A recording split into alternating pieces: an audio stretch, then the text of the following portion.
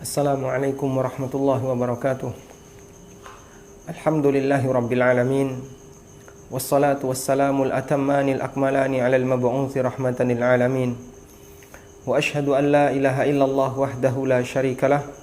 Wa ashhadu anna Muhammadan abduhu wa rasuluh. Sallallahu alaihi wa ala alihi wa sahbihi wa sallama tasliman katsira.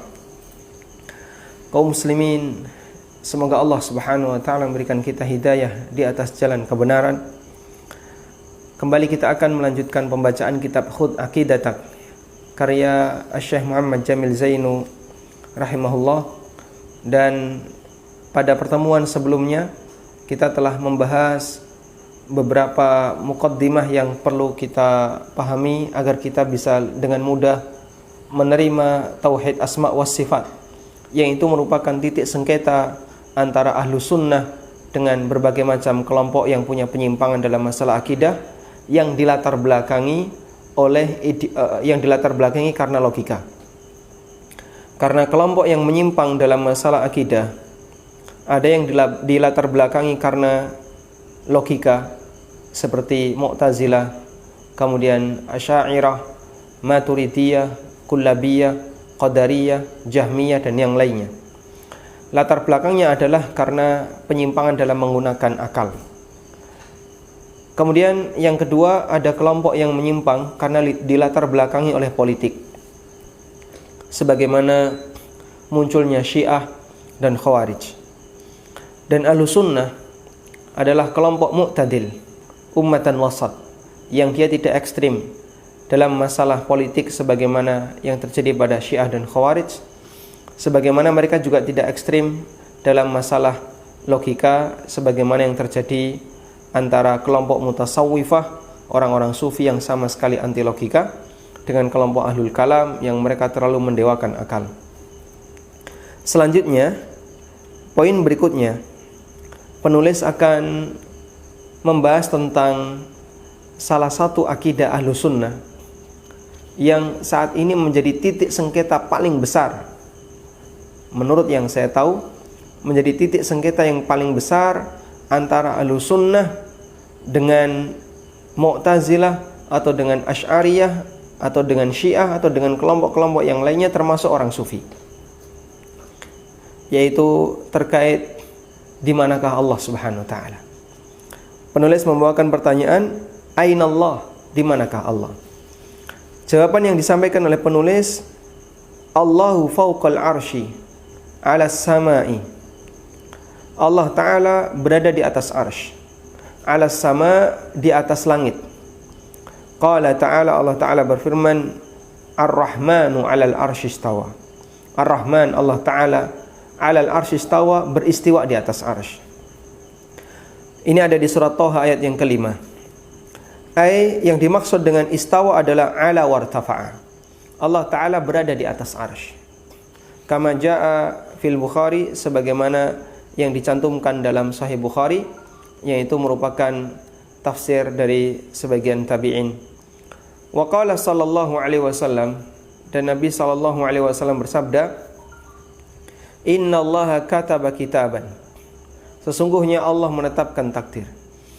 Fa huwa indahu fawqal arsy, lalu Allah Ta'ala meletakkan takdir itu, fahuwa indahu, takdir itu berada di sisinya, fauqal arsy, berada di atas arsy. Muttafaqun alaih, hadis riwayat Bukhari Muslim. Tayyib. Sehingga dalam pembahasan ini beliau menyinggung tentang di manakah Allah Subhanahu wa taala. Kita sama-sama sepakat antara kita dengan Yahudi, Nasrani, termasuk antara muslim ahlu sunnah dengan muslim ahli bid'ah dan yang lainnya, bahwa Allah Subhanahu wa ta'ala itu mawjud dan memiliki zat. Allah ada dan memiliki zat. Sehingga Asy'ariyah, Mu'tazilah sepakat, Asy'ariyah dengan ahlu sunnah mereka sepakat bahwasanya Allah punya zat. Selanjutnya, bagaimana memahami terkait pertanyaan Nabi sallallahu alaihi wasallam, di manakah Allah? Dan beberapa ayat yang membicarakan tentang bahwasanya Allah Subhanahu wa taala berada di atas arsy. Jamaah yang dimuliakan Allah Subhanahu wa taala, sedikit kita kasih mukaddimah tentang masalah ini.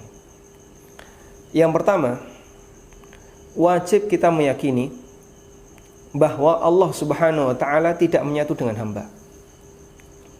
Wajib bagi kita untuk meyakini bahwa Allah taala tidak menyatu dengan hamba.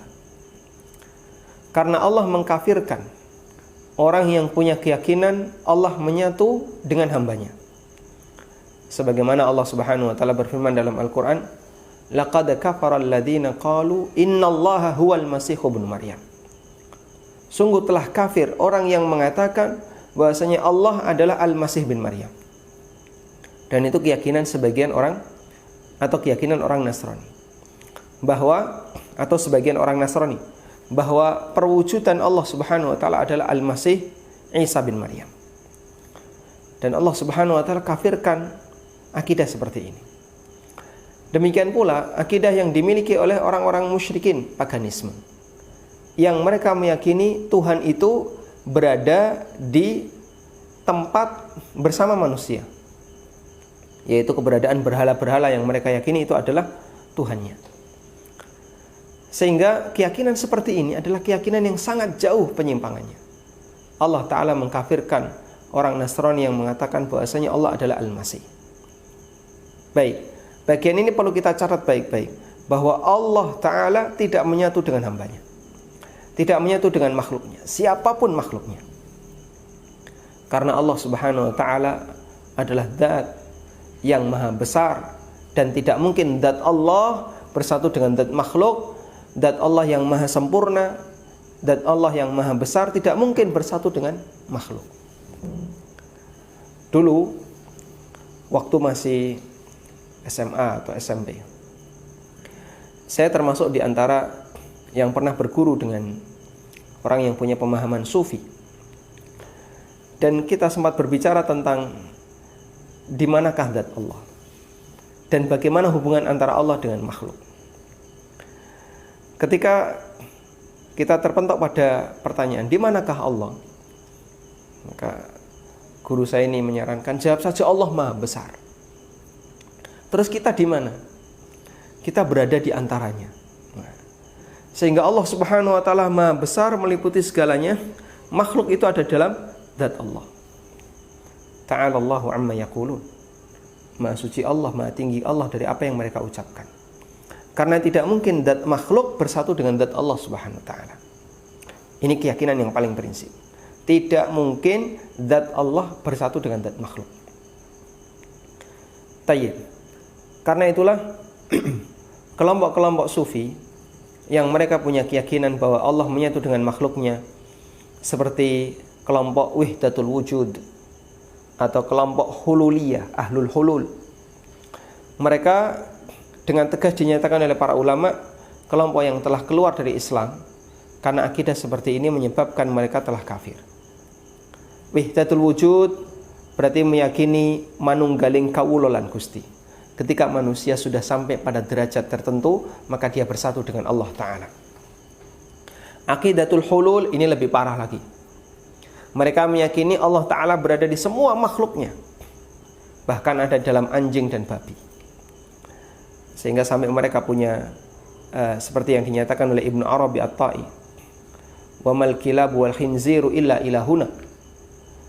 Anjing dan babi itu adalah Tuhan-Tuhan kami. Karena mereka punya pernyataan bahwa Allah Ta'ala menyatu dengan seluruh makhluk. Dan itu diadopsi oleh sebagian orang di Indonesia yang kuliah di kampus Islam, lalu meneriakkan, waliyadzubillah, saya harus mengucapkan kalimat ini, Ta'ala Allahu amma yaqulun. Mereka meneriakkan anjinghu akbar, yang itu pernah disampaikan di UIN Syarif Hidayatullah. Ketika itu ditanyakan kepada mereka, kenapa sampai kamu mengucapkan kalimat ini? Ini kalimat kekufuran. Jawaban mereka pakai pendekatan Ahlul Hulul yang mengatakan bahasanya Allah menyatu dengan semua makhluknya. Dalam ini ada Allah, dalam ini ada Allah.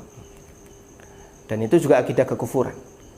Orang keluar dari Islam disebabkan karena dia meyakini Allah menyatu dengan makhluk.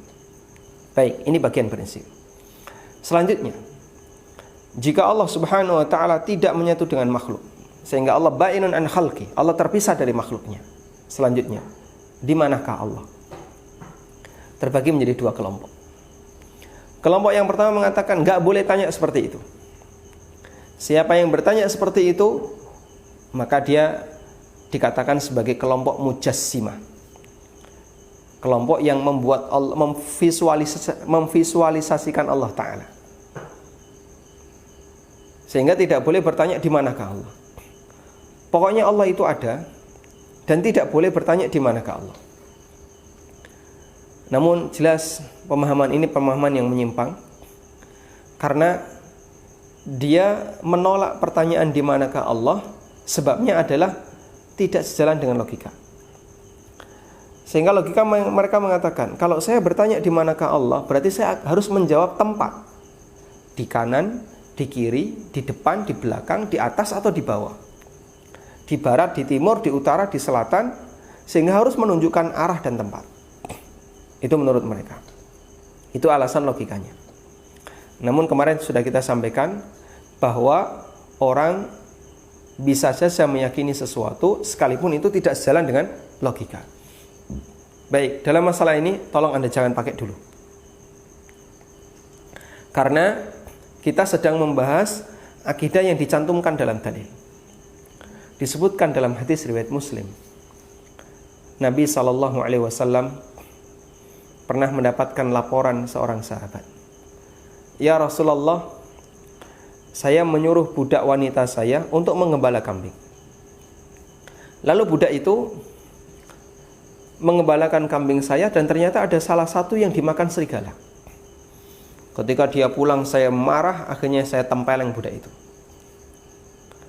Kemudian Nabi SAW meminta kepada orang ini, dan sahabat ini bernama Muawiyah ibnul Hakam radhiyallahu anhu. Beda dengan Muawiyah bin Abi Sufyan. Ini Muawiyah ibnul Hakam. Akhirnya Nabi SAW meminta kepada Muawiyah ibnul Hakam, datangkan budakmu. Maka didatangkanlah budak itu kepada Nabi SAW.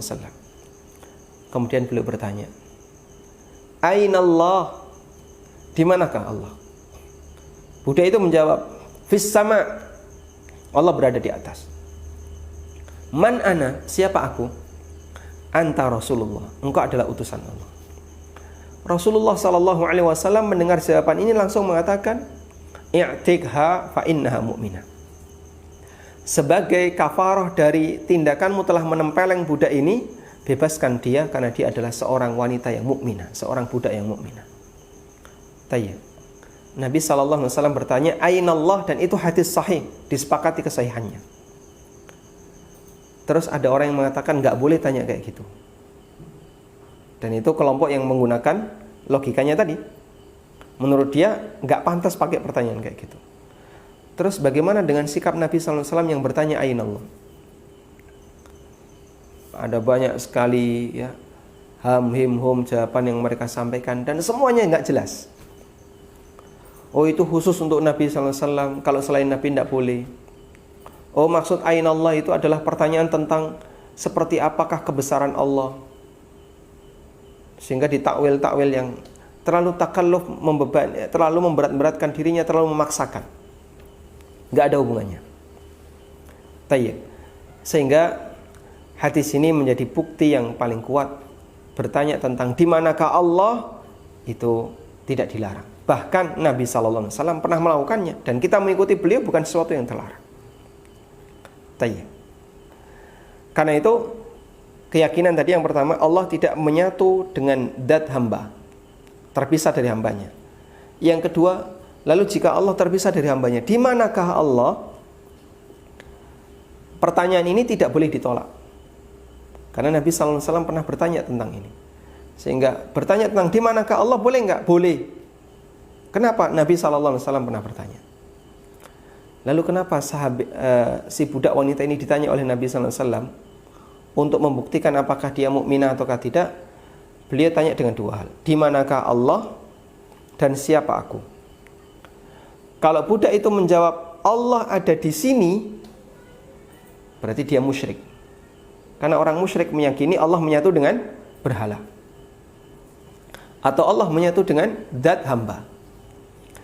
Namun begitu budak ini menjawab fis sama, Allah berada di atas. Dan siapa aku? Dijawab oleh budak, engkau adalah utusan Allah. Nabi SAW langsung menyatakan dia adalah wanita mukminah. Karena kalau dia menyatakan Allah fis sama, Allah berada di atas, terpisah dari makhluk, berarti dia tidak punya keyakinan bahasanya Tuhan itu adalah berhala. Semoga kita bisa memahami apa yang saya sampaikan ini. Anda bisa memahami bahwa hikmah kenapa Nabi SAW bertanya kepada sahabiat, kepada budak wanita tadi, di manakah Allah, untuk membuktikan imannya. Karena ini termasuk salah satu di antara pembeda antara muslim dengan musyrik. Muslim meyakini Allah Ta'ala tidak mungkin menyatu dengan makhluk, musyrik meyakini Allah menyatu dengan makhluk. Dan pertanyaan di manakah Allah itu pertanyaan yang benar. Ada satu buku yang sangat terkenal, bahkan buku itu mungkin sekitar tahun berapa ya, buku itu modul workshop pelatihan, sudah saya nyebut saja ya, ESQ, buku tentang ESQ. Dulu saya tertarik untuk beli, alhamdulillah nggak jadi beli. Di bagian depan ada pernyataan, di manakah Allah? Kemudian dikasih jawaban, di hati setiap orang yang beriman. Dalam kurung al-hadis. Nggak tahu al-hadis ini hadis dari mana. Yang jelas itu bukan hadis. Tayyib.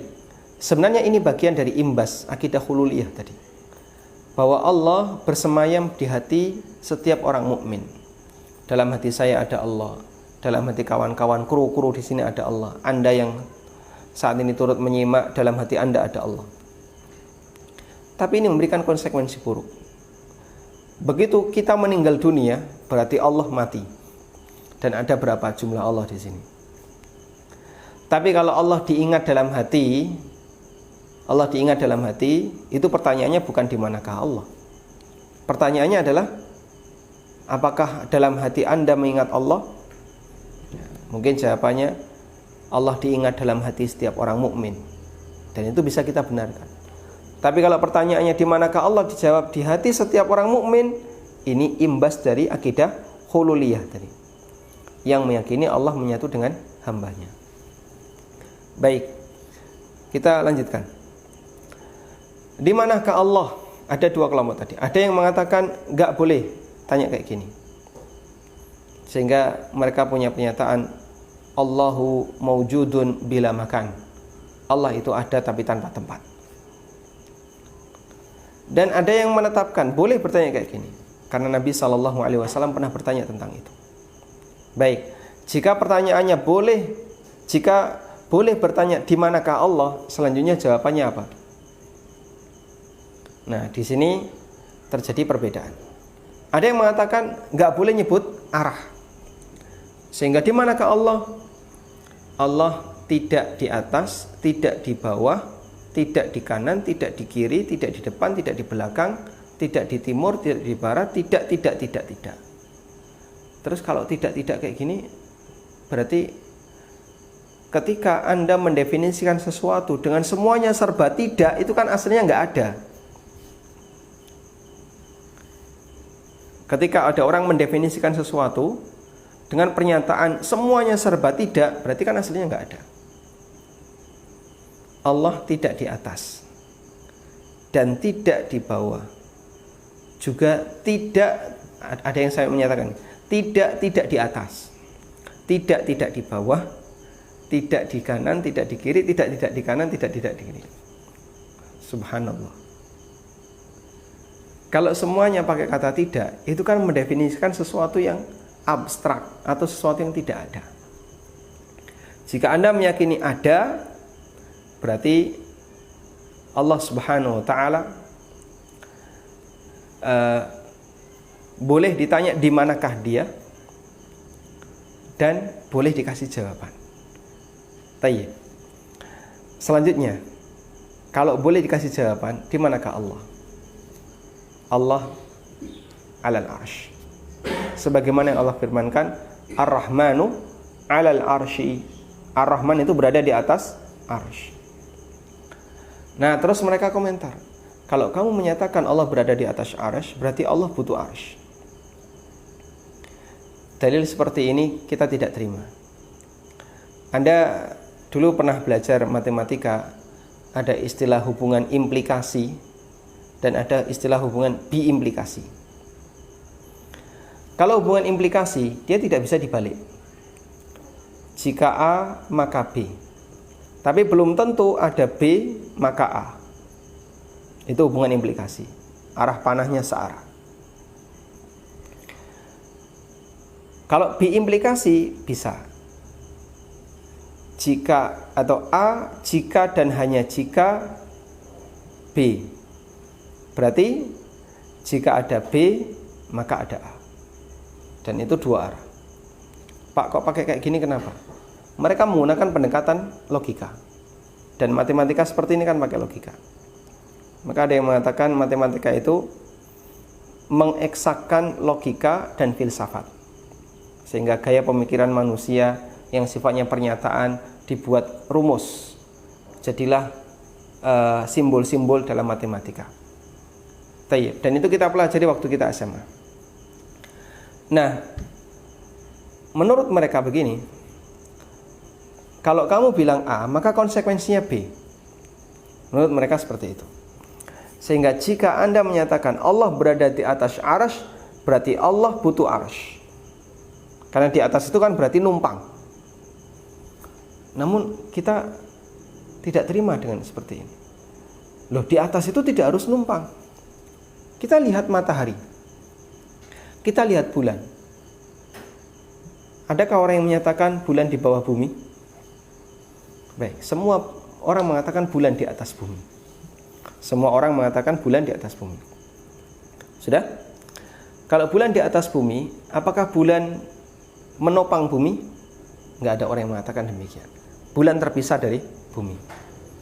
Itu pendekatan makhluk dengan makhluk. Bahwa kalimat di atas itu tidak harus butuh. Kalau kita mengatakan atap gedung ini di atas meja yang kita gunakan untuk kajian. Ini meja yang saya gunakan untuk kajian. Di sana ada atap. Atap ini di bawah atau di atas? Di atas. Apakah butuh meja ini? Tidak. Baik. Berarti menyatakan Allah berada di atas arsy itu tidak sama dengan menyatakan bahasanya Allah Subhanahu wa taala nopang dan butuh arsy. Ta'ala Allahu amma yaqulun. Tayyib. Nah, saya sebutkan satu keterangan yang disampaikan oleh Syekhul Islam tentang perdebatan yang terjadi antara Musa dengan Fir'aun. Seperti yang Allah ceritakan dalam Al-Quran, ada di surat Ghafir, juga ada di surat Qasas dan yang lainnya. Musa menjelaskan kepada Fir'aun tentang siapakah Allah. Lalu Fir'aun mengatakan, saya tidak percaya Musa. Allah berfirman di surat Al-Qasas, wa qala fir'aunu ya ayyuhal mala'u ma 'alimtu lakum min ilahin ghairi. Wahai kaumku, wahai masyarakatku. Fir'aun mengatakan, ya ayyuhal mala', wahai para menteri, wahai para pembesar, ma 'alimtu lakum min ilahin ghairi. Yang aku tahu enggak ada Tuhan untuk kalian selain aku. Tuhan itu ya aku ini, yang sekarang ada di dunia ini, yang ada di bumi ini. Fa'aukid li ya hamanu 'ala at-tini faj'al li sarhan la'alli attali'u ila ilahi Musa wa inni la'adhunnuhu minal kadhibin. Kemudian dia perintahkan kepada Haman, wahai Haman, perdana menteri atau salah satu menterinya Fir'aun, bangunkan untukku alatin di atas tanah, faj'al li sarhan, buatkan gedung yang tinggi, yang katanya dibuat seperti piramida. Jadilah seperti piramida yang sangat tinggi besar. La'alli attali'u ila ilahi Musa, agar aku bisa melihat Tuhannya Musa yang katanya berada di atas.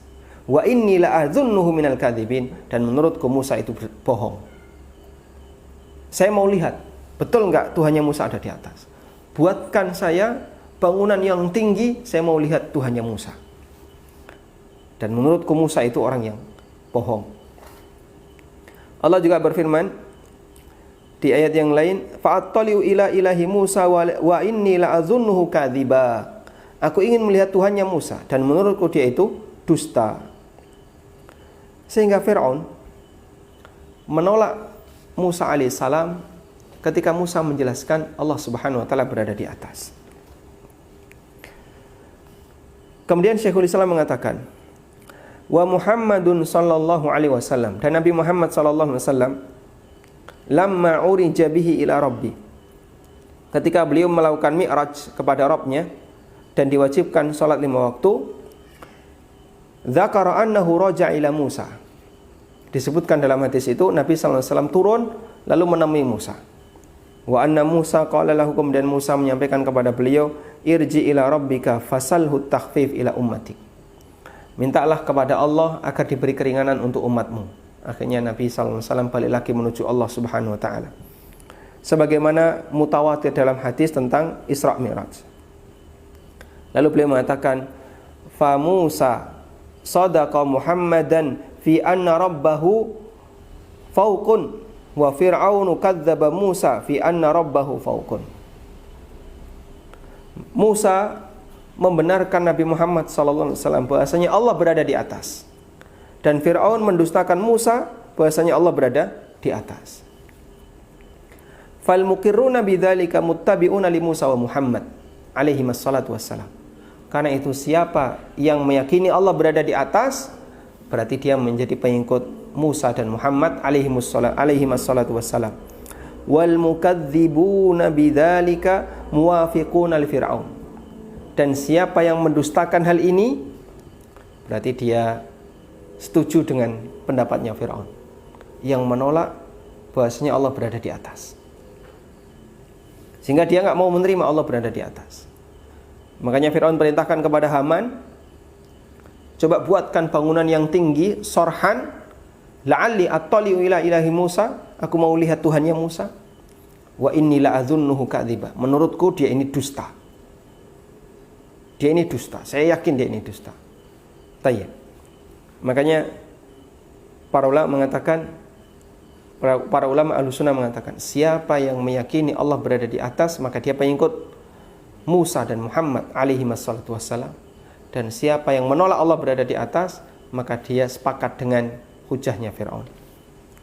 Lalu Syekhul Islam mengatakan, wa hadhil hujjatu mimma i'tamada 'alaiha ghairu wahidin minan nadhar wa hiya mimma i'tamada 'alaiha Abul Hasan Al-Asy'ari fi Kitabil Ibana. Dan dalil ini yang dijadikan dasar beberapa ulama yang banyak menggunakan logika, minan nadhar. Beberapa ulama yang banyak menggunakan logika ketika berdebat. Dan ini juga yang dijadikan sebagai landasan bagi Abul Hasan Al-Asy'ari dalam kitabnya Al-Ibana. Al-Ibana fi Usulid Diyanah atau Al-Ibana an Usulid Diyanah. Baik, sekarang kita akan lihat kitab Al-Ibana. Kitab Al-Ibana an Usulid Diyanah.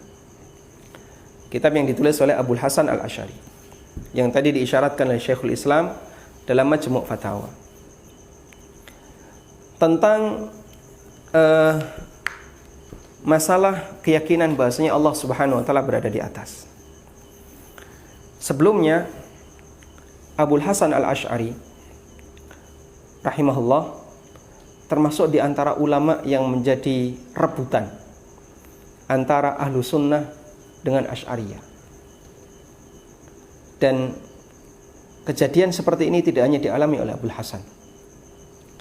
Al-Ghazali jadi bahan rebutan antara ahli filsafat, sufi, dan ahlu sunnah. Termasuk juga Syekh Abdul Qadir Al-Jailani, beliau menjadi bahan rebutan antara orang sufi dengan ahlu sunnah. Abul Hasan Al-Asy'ari menjadi titik rebutan antara ahlu sunnah dengan Asy'ariyah. Dan perjalanan hidup Abul Hasan Al-Asy'ari, beliau mengalami 3 fase. Fase yang pertama, beliau mengikuti Mu'tazilah. Dan itu atas pendidikan yang diberikan oleh Abu Ali Al-Jubai yang merupakan ayah tirinya. Karena ayahnya Abul Hasan Al-Asy'ari meninggal dunia ketika Abul Hasan masih kecil. Kemudian ibunya menikah lagi dengan Abu Ali Al-Jubai, dan Abu Ali ini adalah gembong Mu'tazilah di masa itu. Sampai akhirnya Abul Hasan menjadi pengikutnya hingga beliau berusia 40 tahun. Terjadilah perdebatan, yang perdebatan itu tidak bisa memuaskan Abul Hasan, lalu beliau tinggalkan Mu'tazilah.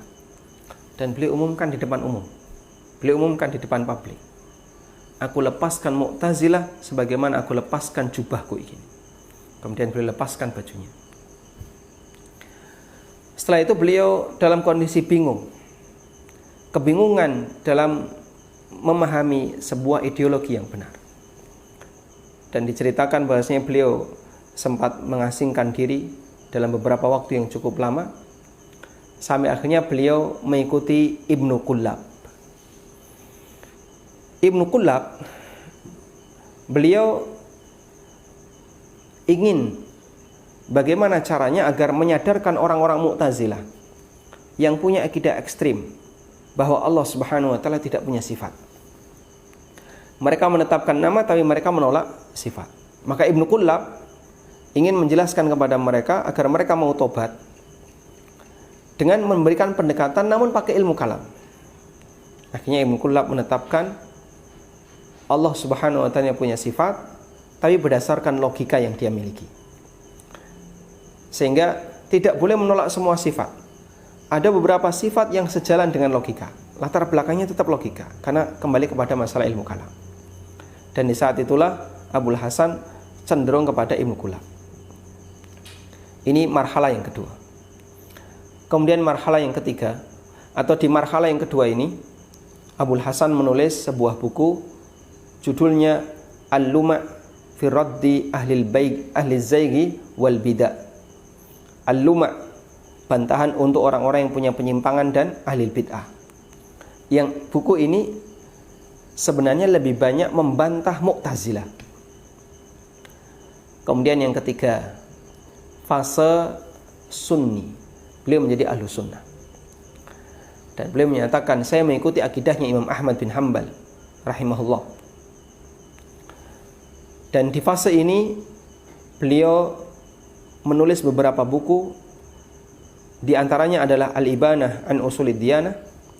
Kemudian juga beliau memiliki buku Maqalatul Islamiyyin dan Risalah Ahli Thagr. Namun menurut Asy'ari, fase ketiga ini tidak diakui. Sehingga menurut mereka Abul Hasan betul melalui fase perubahan ideologi, tapi hanya berubah dari Mu'tazilah ke Asy'ariyah, menjadi pengikut Ibnu Kullab, ke Kullabiyah. Dan inilah yang diakui oleh Asy'ariyah. Sedangkan fase yang ketiga tidak diakui. Maka buku yang saat ini saya bawa, Al-Ibanah an Usulid Diyanah, termasuk di antara buku yang tidak diterima oleh Asy'ariyah. Kenapa? Karena mereka menganggap buku ini ditulis di fase yang ketiga dan mereka tidak mengakui fase yang ketiga. Dengan beberapa klaim sepihak yang dinyatakan oleh Asy'ariyah bahwa buku Al-Ibanah itu adalah kedustaan atas nama Abul Hasan Al-Asy'ari. Padahal ada banyak sekali pernyataan yang disampaikan oleh para ulama yang membenarkan keberadaan Al-Ibanah sebagai karya Abul Hasan Al-Asy'ari rahimahullah. Di buku saya ada muqaddimah yang diberikan oleh Syekh Dr. Shalih Al-Utsaimin hafizahullah tentang pernyataan-pernyataan banyak ulama untuk membuktikan bahwasanya buku ini adalah buku yang sahih dari Abul Hasan Al-Asy'ari.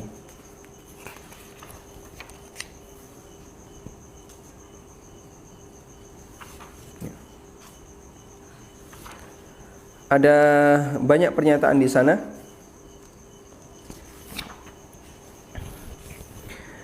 Dan itu membuktikan bahwasanya buku ini adalah buku yang sangat jelas dimiliki oleh Abul Hasan Al-Asy'ari, meskipun ditolak oleh Asy'ariyah. Tayyib, kita langsung fokus ke masalah di manakah Allah Subhanahu wa taala. Penulis mengatakan, Abul Hasan Al-Asy'ari,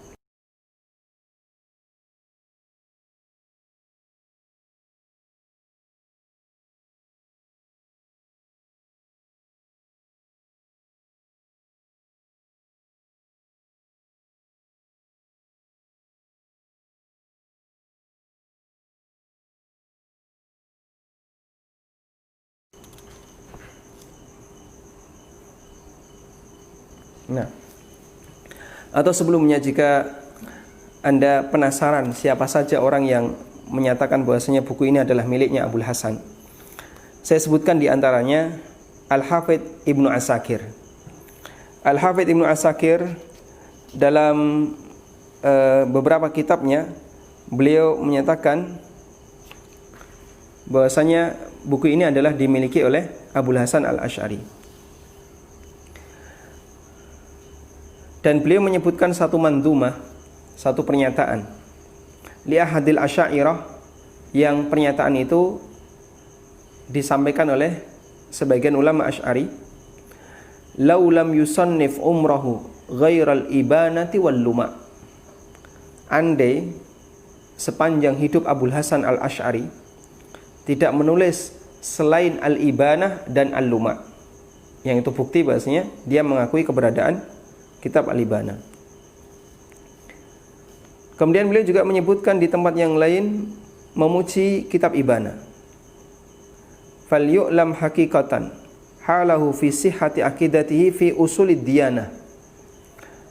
Perlu diketahui keadaan Abul Hasan yang sebenarnya, yang menunjukkan keabsahan, yang menunjukkan kebenaran akidahnya adalah kitab Usulud Diyanah. Fasma' ma dzakarahu fi awwali kitabi. Perhatikan apa yang disebutkan oleh Abul Hasan dalam awal kitabnya, yaitu Al-Ibanah an Usulid Diyanah. Kemudian juga Abu Bakar Al-Baihaqi, salah seorang ulama mazhab Syafi'iyah yang banyak menulis kitab hadis, Sunan Al-Baihaqi, dalam salah satu kitabnya, yaitu kitab Al-I'tiqad, setelah beliau menyebutkan pernyataan Imam Syafi'i, beliau mengatakan wa bi ma'nahu dzakarahu aidan Ali bin Ismail fi kitabih Al-Ibanah. Dan semakna dengan itu juga disebutkan oleh Ali bin Ismail dalam kitabnya Al-Ibanah. Kemudian Abu Bakar As-Sam'ani, beliau juga menyatakan yang sama. Imam An-Nawawi, sebagaimana dikutip oleh Adz-Dzahabi, bahkan An-Nawawi menulis dengan membuat manuskrip dengan tulisannya kitab Al-Ibanah. Ini seperti yang dikutip oleh Adz-Dzahabi. Tayyib, dan masih banyak ulama yang lainnya, barisan ulama-ulama ahlu sunnah, yang mereka dengan tegas mengatakan bahwa Al-Ibanah adalah karyanya Abul Hasan Al-Asy'ari. Kenapa sih ditolak? Andaikan kitab ini dibahas dan diterima oleh Asy'ariyah, kita bisa pastikan mereka akan meninggalkan akidah Asy'ariyah. Andaikan kitab ini mau dibahas oleh orang Asy'ariyah, bisa kita pastikan mereka akan meninggalkan akidah Asy'ariyah.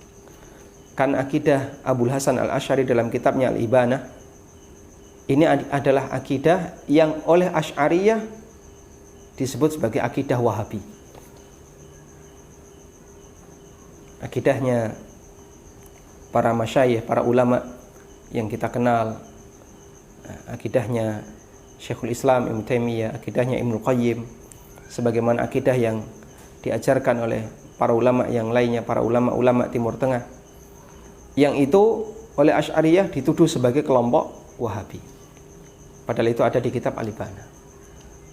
Sehingga mereka dengan tegas gak mau menerima yang seperti ini. Wallahu a'lam. Tayyib, kita kembali kepada masalah Allah berada di atas. Babun dzikrul istiwa 'alal arsy. Bab tentang masalah al-istiwa berada di atas arsy. Fa in qala qail, jika ada orang yang bertanya, ma taquluna fil istiwa? Apa jawaban kalian tentang istiwa? Apa yang kalian katakan tentang istiwa? Qila lahu, maka kita jawab kepadanya. Naqulu, kita sampaikan, innallaha azza wa jalla mustawin 'ala arsy. bahwasanya Allah Azza wa Jalla beristiwa, berada di atas arsy. Kama qala, sebagaimana Allah firmankan di surat Thaha, Ar-Rahmanu 'alal arsy istawa. Allah Ar-Rahman berada di atas arsy. Wa qad qala al-Malik Azza wa Jalla, dan Allah Ta'ala juga mengatakan, ilaihi yas'adul kalimut thayyib. Hanya kepadanya kalimat-kalimat yang indah itu naik. Kalimat yang indah, kalimat yang baik naik kepada Allah Subhanahu wa taala. Wa qala, Allah juga berfirman, barrafa'ahu Allahu ilaih. Namun Allah Subhanahu wa taala mengangkat Isa kepadanya. Dan mengangkat itu berarti naik ke atas. Wa qad qala azza wa jalla, Allah juga berfirman, yudabbirul amra minas sama'i ilal ard thumma ya'ruju ilaih. Allah yang mengatur segala urusan dari langit turun ke bumi, kemudian balik lagi kepada Allah Ta'ala. Allah juga berfirman hikayatan an Fir'aun, menceritakan tentang Fir'aun. Ya Hamanu bnili sarhan la'alli ablughul asbab as-samawati fa'attali'a ila ilahi Musa wa inni la'adhunnuhu kadhiba.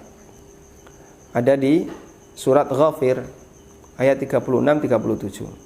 Wahai Haman, bangunkan untukku sorhan, gedung yang tinggi, la'alli ablughul asbab, sehingga saya bisa mencapai sebab, asbabas samawati wal ard, tahapan-tahapan sehingga asbabas samawati, sehingga saya sampai pada tempat yang tinggi di langit, fa'attali'a ila ilahi Musa, lalu aku bisa melihat Tuhannya Musa.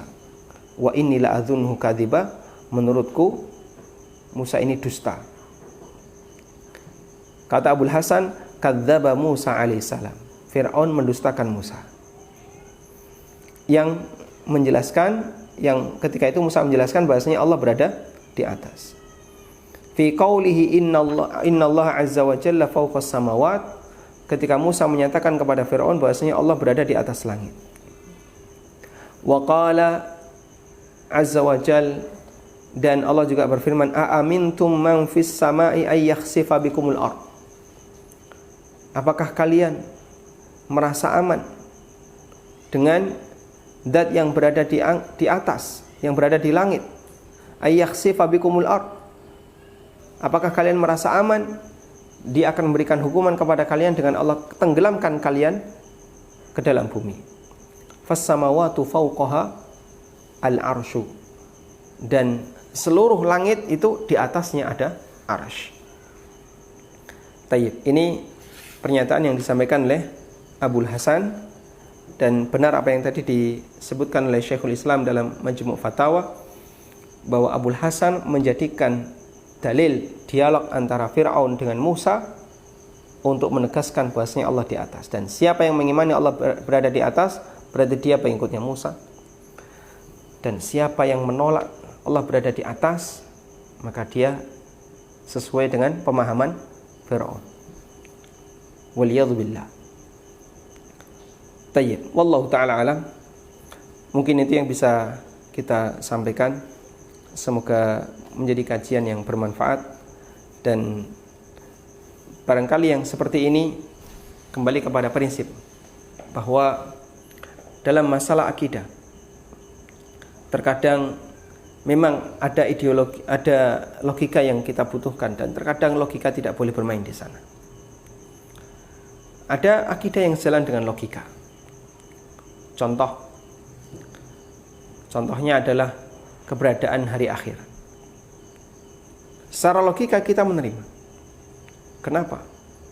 Karena keadilan di dunia ini tidak selesai.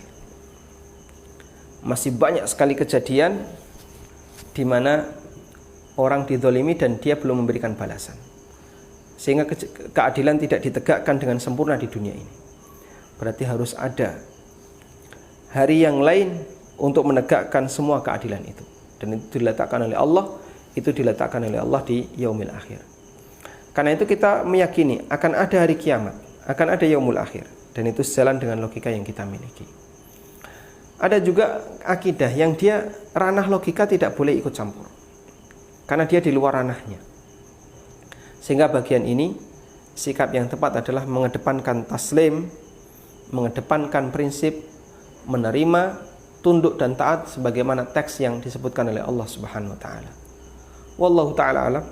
Semoga bisa dipahami dengan baik, dan kembali semoga Allah taala, kita berdoa semoga Allah taala memberikan kita hidayah sehingga kita bisa mendapatkan jalan yang lurus sesuai dengan bimbingannya. Wassallallahu ala nabiyyina Muhammadin wa ala alihi wa sahbihi wasallam. Wa akhiru da'wana anil hamdulillahi rabbil alamin. Wassalamualaikum warahmatullahi wabarakatuh.